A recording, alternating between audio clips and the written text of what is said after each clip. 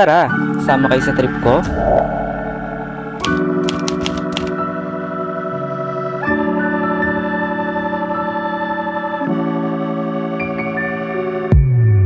In this video, biyaheng Mindanao ulit tayo. Na ba mag-start ng recording dito? Ay, nagre-recording na. Hey guys! Northern Mindanao nga ang pupuntahan natin ngayon. And nabook ko yung flight sa Cebu Pacific. By the way, this is for 8 packs with 220 kilos baggage. 4:30 AM yung nakuha kong schedule for this trip. Medyo nagka-konting delay nga lang sa flight namin, pero overall smooth pa din yung naging process ng Cebu Pacific. Almost 2 hours din ang expected flight time from Manila to Laguindingan International Airport. And pagdating nga sa Laguindingan, ang ganda ng weather na sumalubong sa amin. Paglabas sa airport, madami na nga ding pwedeng sakyan kung saan kayo pupunta. However, nag-book na kami ng exclusive tour for this trip. And dito na din ang pick up namin sa airport. And since maaga nga yung flight namin, humanap muna kami ng kakainan. And dito nga kami dinala ni Kuya Ison sa Lin's Kinilaw. This is like a karinderya type eatery na nasa tabing dagat.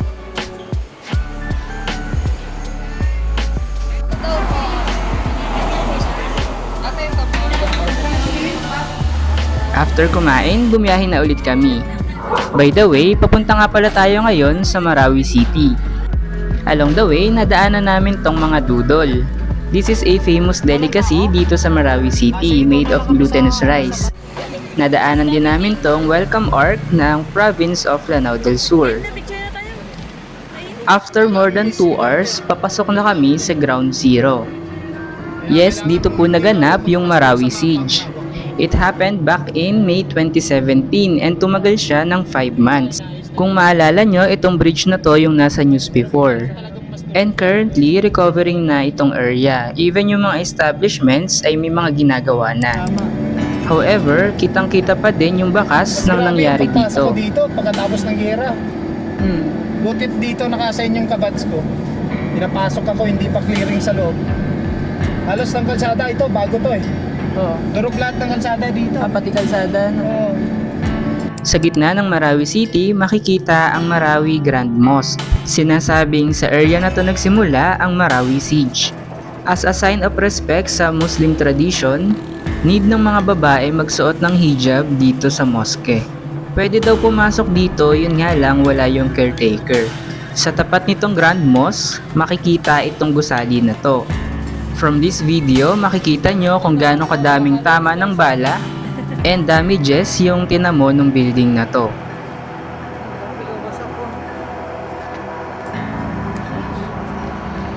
And the reason for that is because dito nagkuta yung mga Maute and ISIS. And makikita nyo yung sinulat nila dito sa pader. Nakakakilabot niyang pagmasdan yung mga tama ng bala and yung mga gibagibang istruktura.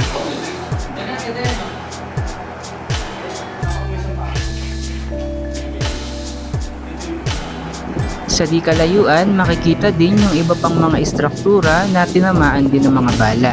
Lahat nga ng bahay dito ay damay.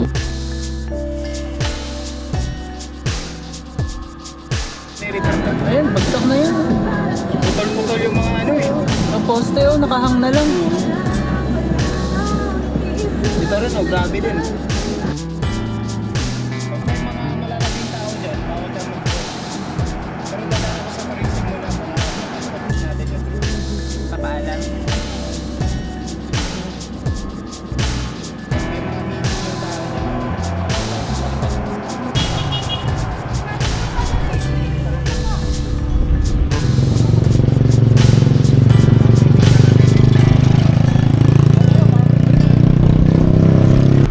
Maya-maya pa, pumunta na kami dito sa Marawi City Rizal Park. Dito nga din matatagpuan yung tourism office nila.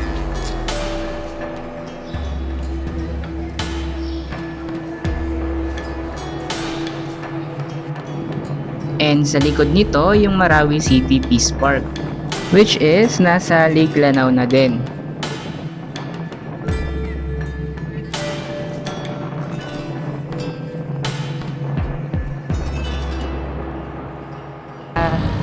How Hi was your guys, so that ends our vlog. Thank you.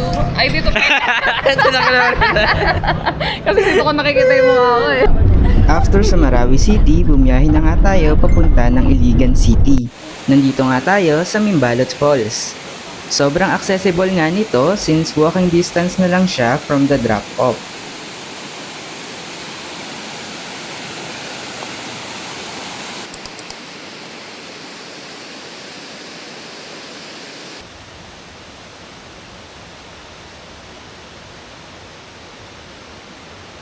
Nagpicture nga lang kami dito and nag-proceed na kami for lunch.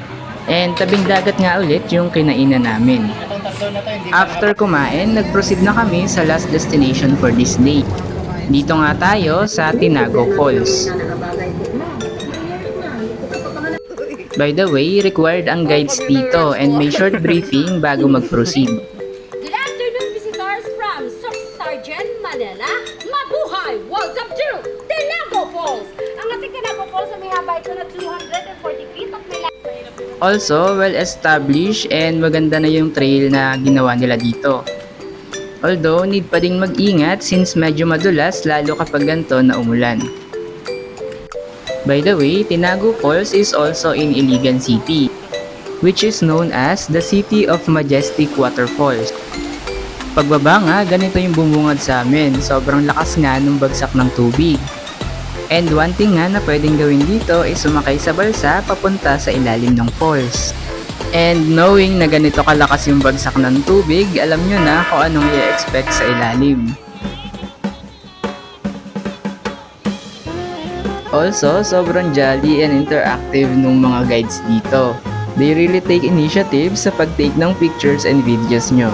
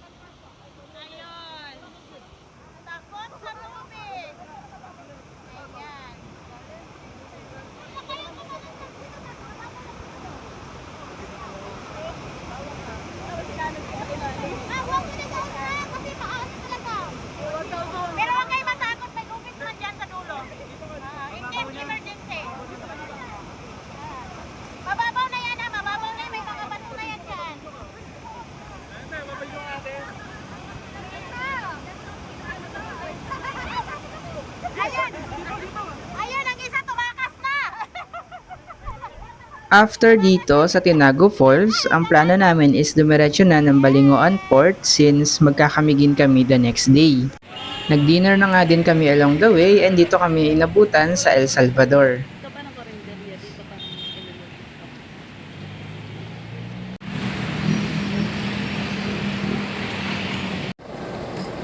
Late na nga din kami dumating sa Balingoan and since first trip din yung kinuha namin, ang aga din namin pumunta sa port para bumiyahe.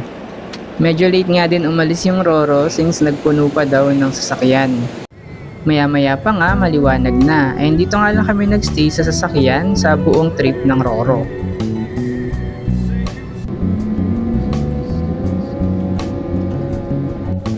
Para naman tulog ko. Akala ko gising ka na. By the way, first day nga pala ng Lanzones Festival nung nandito kami. That's also the reason na inagahan namin sa port. Pagbaba nga, nag-breakfast muna kami sa isang local eatery. Iniba nga namin yung itinerary pagdating dito and inuna na namin yung Mantigi Island. Pwede nga ditong mag-snorkeling and free-diving. And since maaga kami, medyo konti pa nga yung tao nung time na to. Maya-maya pa nga, bumiyahe na kami papunta sa island. Sobrang ganda nga din ng Camiguin from this point of view.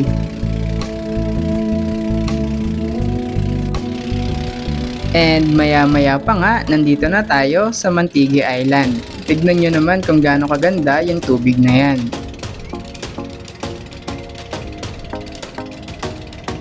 Mantigi Island is known for its powdery white sand beach, lush greenery, and vibrant marine life. Well protected nga yung isla. And ultimo yung cottage, may mga wildlife. Maganda ba sa Mantigi? Kayo na ang humusga.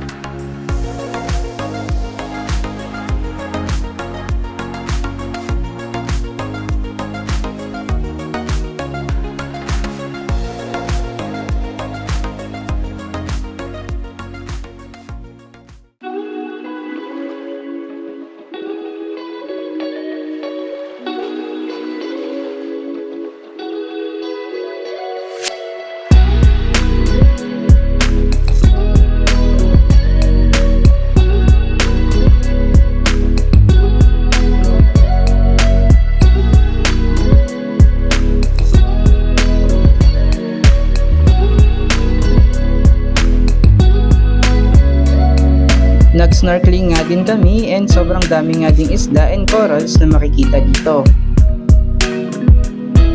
May mga pawikan din na makikita sa area.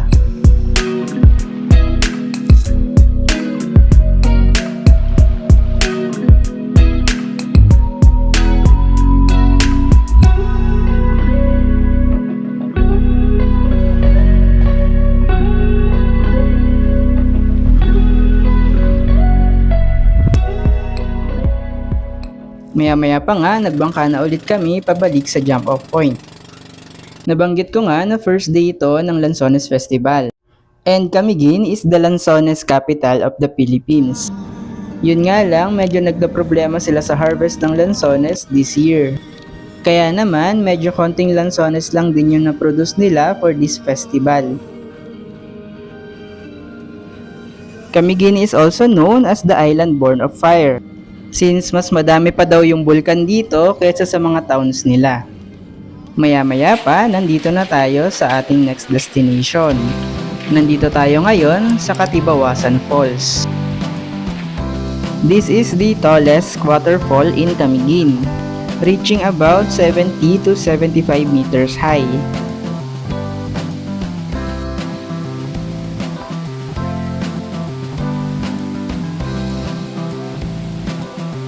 After sa Katibawasan Falls, bumiyahe naman kami para kumain. Along the way, kitang-kita nga kung gaano ka-lush yung greeneries dito sa Camiguin. Dito nga tayo kumain sa Utopia. This is a cafe na may overlooking view. After dito, bumiyahe naman kami papunta sa Tuasan Falls.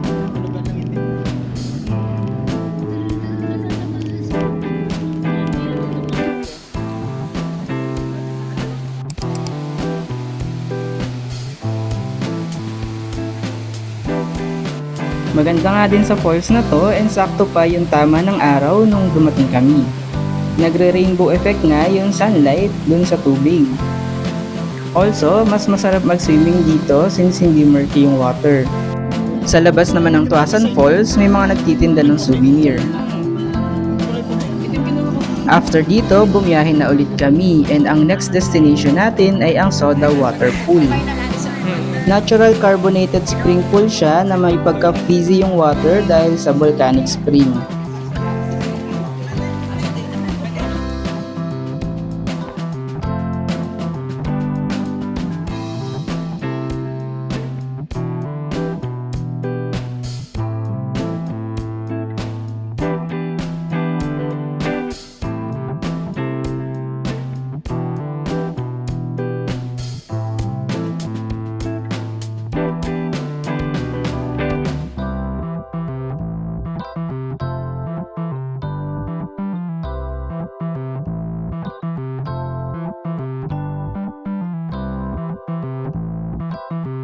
After dito sa Soda Water Pool, bumiyahe naman kami papunta sa Old Church Ruins.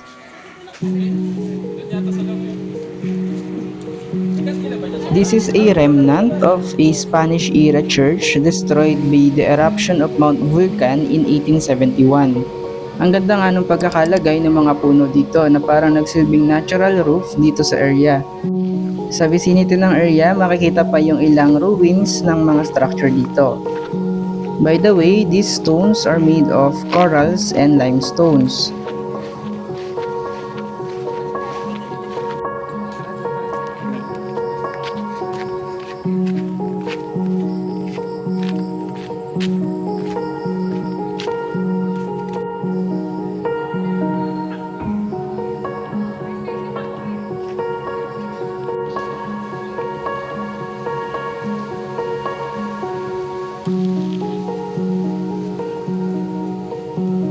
Meron nga din ditong century-old tree na sobrang laki talaga.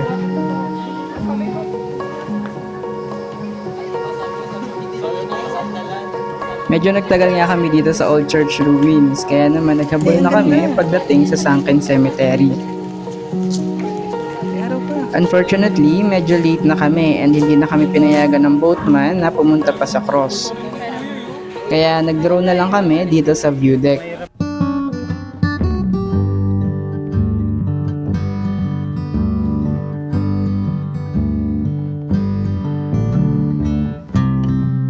Sunken Cemetery is a submerged historical site in the Philippines, formed after a volcanic eruption in 1871.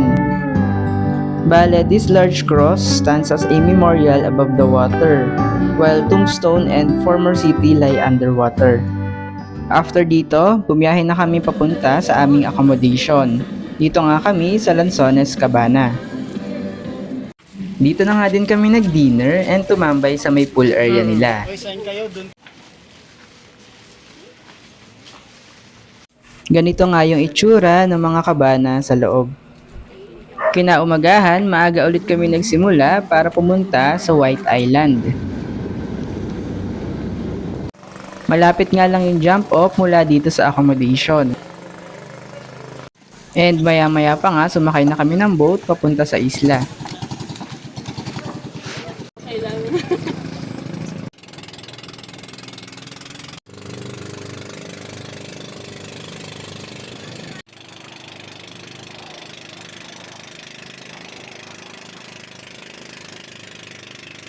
Maya-maya pa nga, nandito na kami sa White Island.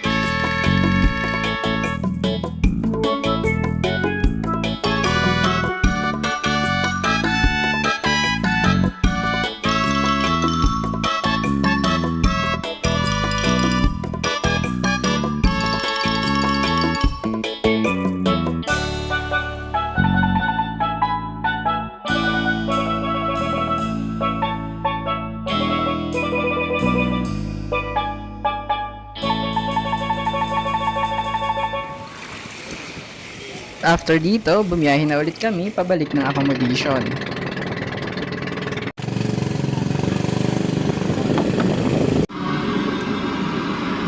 Ganito nga yung itsura ng mga kabana nila and sobrang colorful talaga. Ang ganda din ng area since madaming halaman sa paligid. Also, meron silang infinity pool dito. Nagpahinga nga lang kami ng konti, then nag-check out na.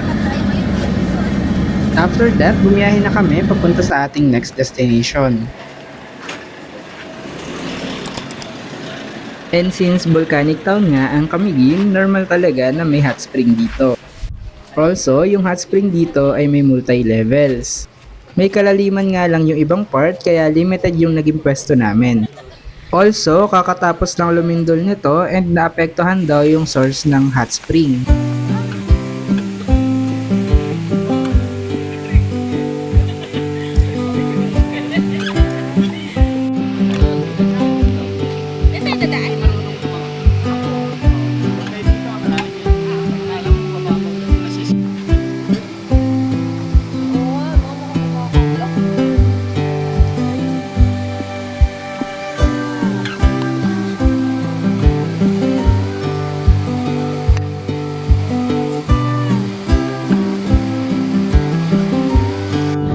After sa hot spring, pumunta naman kami sa Santo Niño Cold Spring.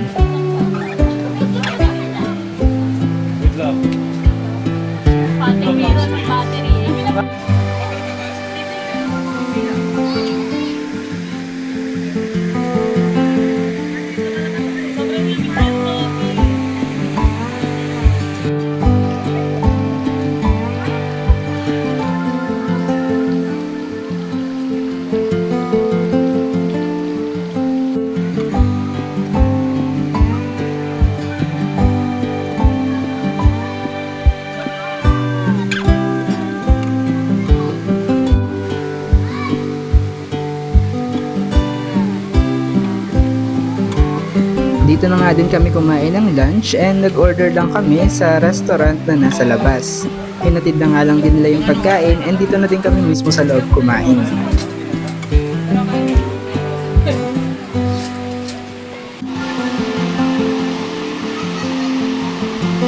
Maganda nga din yung CR nila dito, kaya dito na din kami nagbanlaw bago dumiretso sa port.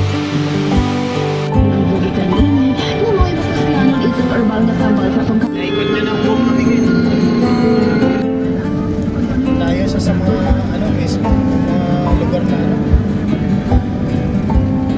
Maya-maya pa nga, nandito na tayo sa Benoni Port.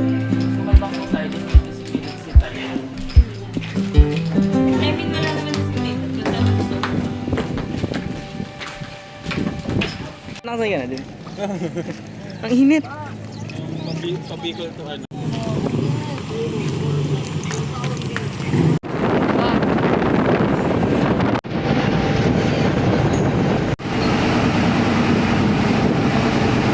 Shuttle.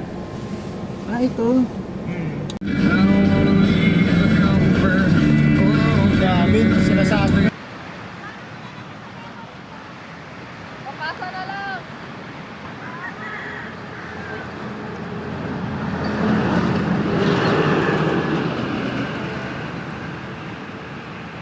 Inabot na nga din kami ng dilim papunta sa accommodation sa Bukidnon. Sa next video natin, samahan nyo kami sa Bukidnon.